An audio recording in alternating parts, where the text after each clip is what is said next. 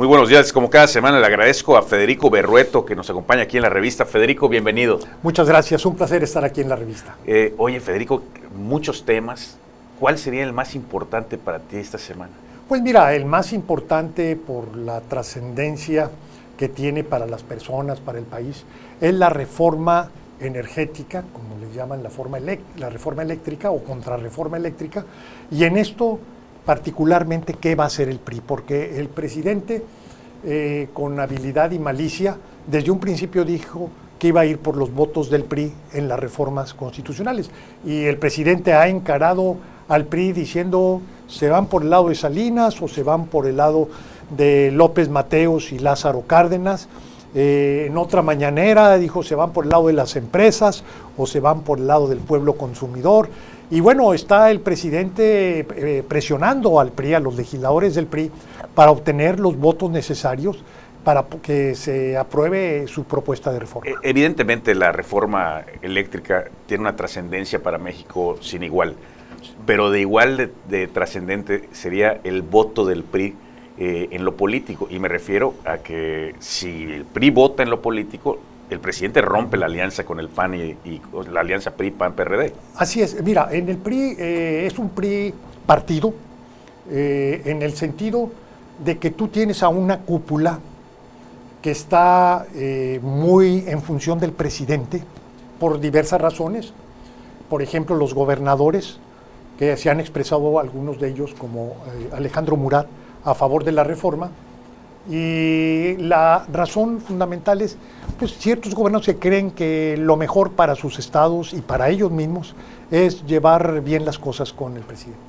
Y hay otro sector del PRI, concretamente el coordinador de los diputados, Rubén Moreira, y el dirigente nacional del PRI, que no es que estén a favor del presidente, no, es que tienen miedo del presidente, porque ambos son exgobernadores y ambos tienen una cola muy grande que les pise. Entonces, no es un tema político ni ideológico. Sobrevivencia. Sino exactamente.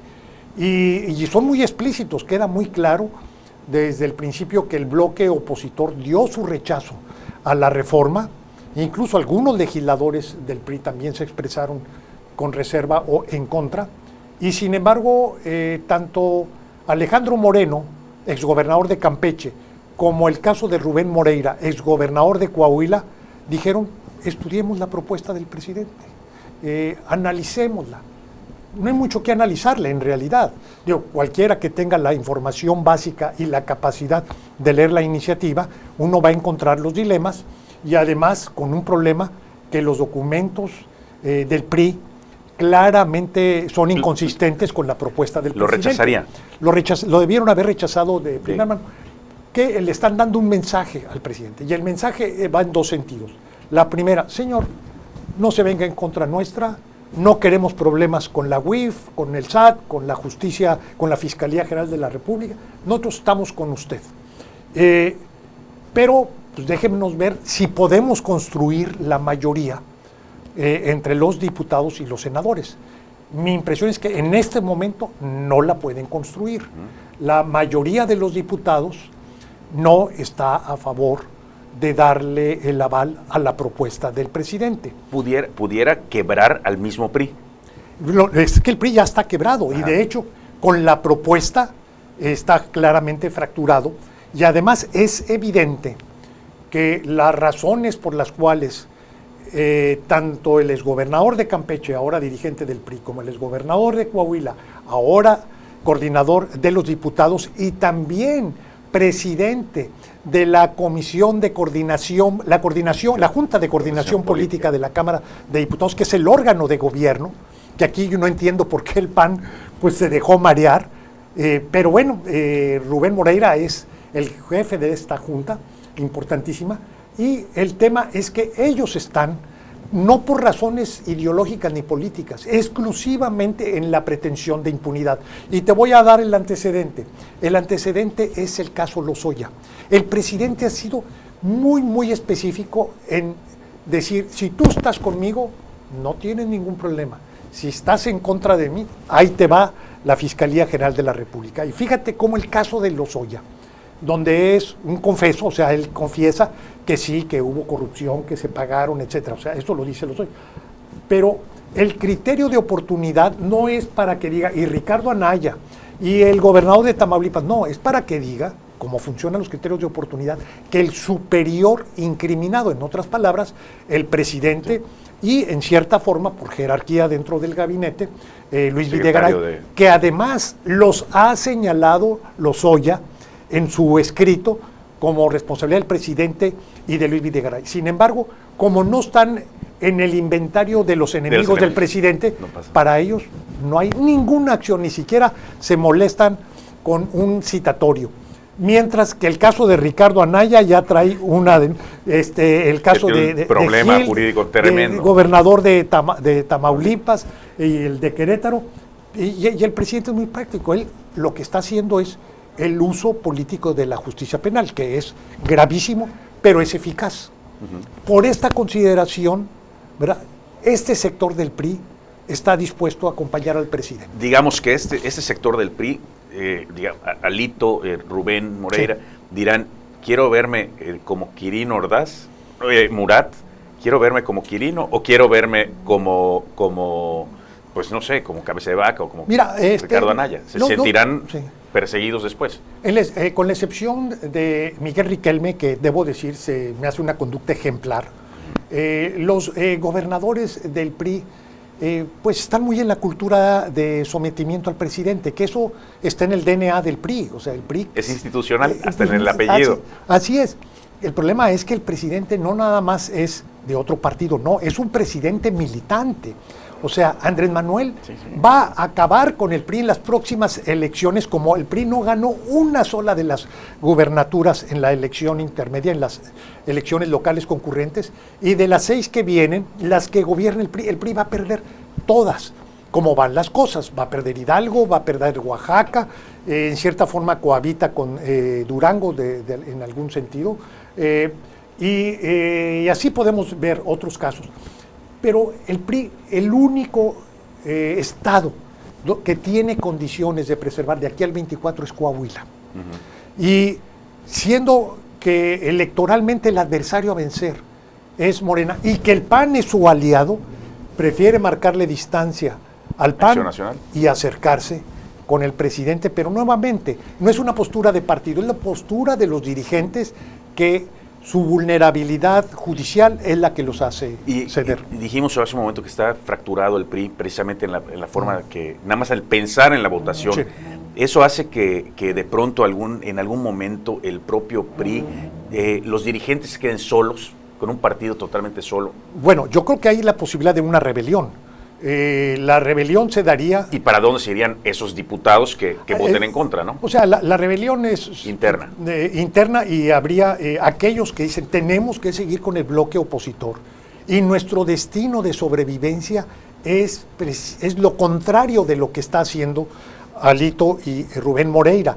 No podemos plegarnos a quien nos está derrotando, a quien nos está sometiendo, al enemigo, al adversario, como se le quiera calificar. Y lo que nosotros tenemos que seguir en el curso de la coalición opositora. Y en esto, mi impresión es que la mayoría de los priistas están en esas condiciones. Hay algunos, como el caso de Coahuila, donde dicen, nosotros no necesitamos ni del PAN, ni de Morena, ni de nada, nosotros podemos avanzar, como lo probaron en esta pasada elección, donde de los 7 distritos gana 5 el PRI, sin coalición con el PAN. Entonces, pero es un caso excepcional el que se da en Coahuila. En casi todo el resto del país, los priistas dicen, o nos vamos con el PAN, o sea, con la coalición opositora PAN-PRD, o pues vamos a transitar hacia Morena. Pero son muy pocos los que quieren irse a Morena. Es más que todo un tema, como digo, el temor que tienen algunos por los expedientes. ¿Cómo perderían los partidos, como van en alianza? Por ejemplo, y te pongo el ejemplo de Oaxaca, donde ya fueron en alianza en la vez pasada, Acción Nacional. Si vuelve a ir en alianza en un estado así, ¿pudiera perder a su militancia? Sí, mira, el problema ahorita que está teniendo el PRI, que se volvió el sinónimo de la corrupción. con razón o sin razón, justo, injusto. Y yo le digo que es injusto porque hay casos, por ejemplo, como los de Beatriz Paredes, que por cierto le enviamos un saludo, tuvo un percance en un trayecto de Pachuca a la Ciudad de México, un accidente, sabemos que está en recuperación. Pero bueno, hay el caso de Beatriz Paredes, donde, y así en todos los estados hay gente de su perfil, que son inobjetables, que han hecho una lucha al interior de su partido, que, etcétera, o sea, tiene una capacidad y una conducta muy, muy encomiable, además de respetable. Y hay otros que son lo que yo llamo rateros políticos. Sí lo leí. ¿Verdad? Y los rateros políticos, ¿qué quiere decir? Que no tienen sentido de los límites. Usan la política para enriquecerse. Y es el caso de Alito, es el caso de Rubén Moreira, es el caso de Enrique Peña Nieto, es el caso de Carlos Salinas de Gortari. Entonces, es muy injusto que ellos que llevaron al desprestigio del PRI por la corrupción desbordada, pues finalmente el PRI en estos momentos se ha visto como el partido de la corrupción. De manera tal que en cualquier contienda, ¿verdad?, el PRI llega con una enorme desventaja por el rechazo popular que hay. Y no, después de escucharte, ¿no sería también, y lo dijo un amigo, un columnista nuestro, Walter Olivera, que dijo, ¿no será que es momento también de que el PRI, de que el PAN tome distancia del PRI para no embarrarse o algo? O sea, lo digo porque ya encaminado a la votación por la reforma eléctrica, pues yo creo que sería un buen momento, ¿no? Sí, mira, en un sentido el PAN lo puede hacer, pero en otro no le conviene. ¿En qué sentido no le conviene? Que el PRI en muchos estados, en muchos municipios, tiene una base electoral leal al PRI, que no tiene que ver ni con Salinas ni con Peña Nieto, que han sido incluso priistas de generaciones, y el PRI tiene, pongamos el ejemplo del Estado de México, va a venir a elecciones en el 23 en el Estado de México. El PAN tiene un excelente candidato que se llama Enrique Vargas. El PAN y los alcaldes que, aunque se ganaron por coalición, son del PAN en todo lo que es el poniente. Tiene posibilidades de ganar el PAN el Estado de México, pero lo podría hacer si no tiene de aliado esos votos de las comunidades rurales que son muy leales al PRI. Son muy priistas.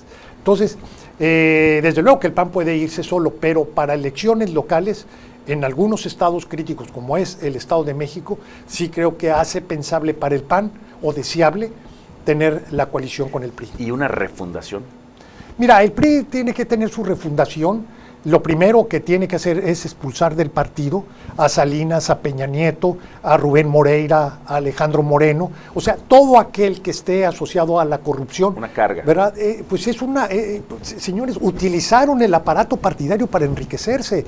Vean las fortunas que tiene el señor Rubén Moreira, que tiene Alejandro Moreno, que tiene Enrique Peña Nieto, que tiene Carlos Salinas. Ninguno de ellos es empresario, ninguno de ellos fue especulador de la bolsa, no. Todos han hecho sus fortunas a costa del partido que los postuló y de la política. Entonces, si el PRI quiere navegar hacia el futuro con menos carga, por lo pronto lo que debiera hacer es despojarse de esa carga. Soltar lastre, diría. Así es. Bueno, le agradezco muchísimo, de verdad, como cada semana, tener aquí a Federico Berrueto. Federico, muchísimas gracias. Un placer. Nos vamos a un corte y regresamos aquí desde Mérida.